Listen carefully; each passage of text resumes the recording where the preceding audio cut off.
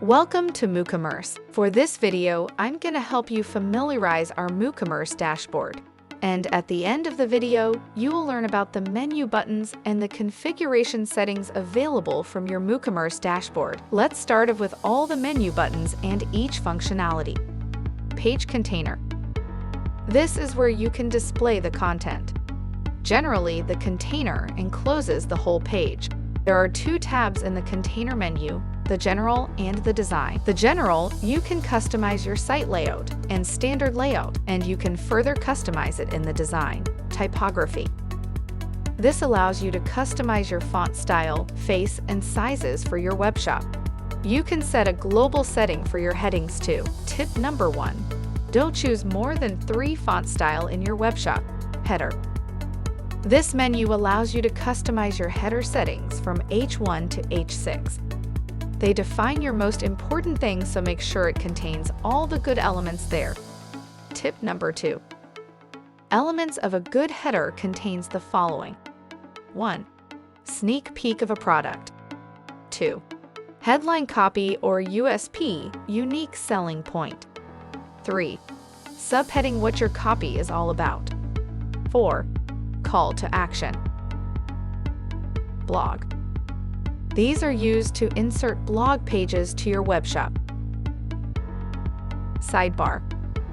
This is narrow vertical area that is located alongside the main display area, typically containing related information or navigation options. Performance.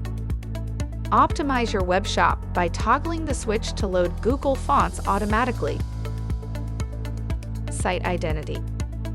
This is where you customize your store's branding, such as title, logo, and favicon. Favicon is the icon that you can see from your browser tab. It is used to present your brand logo. Widgets. This allows for further customizations for your footer and header menu widgets. Colors. Use this to customize the global colors of your pages and web shop. Buttons.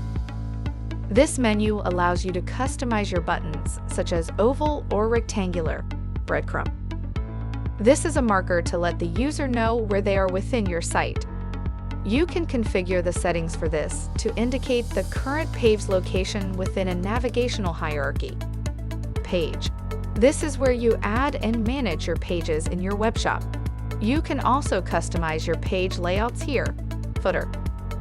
This may include page numbers, creation dates, copyrights, or references that appears on a single page or on all pages.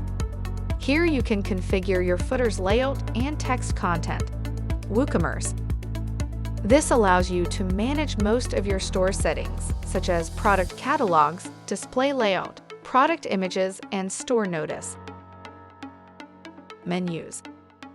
This is where you configure your footer menus, primary menu, and top menu. Homepage. This gives you the option to display your latest posts or blogs to retain your static page. Tip number 3. It is recommended to retain your static page if you have a layout for your store's landing page. Finally, we're all done familiarizing the navigations.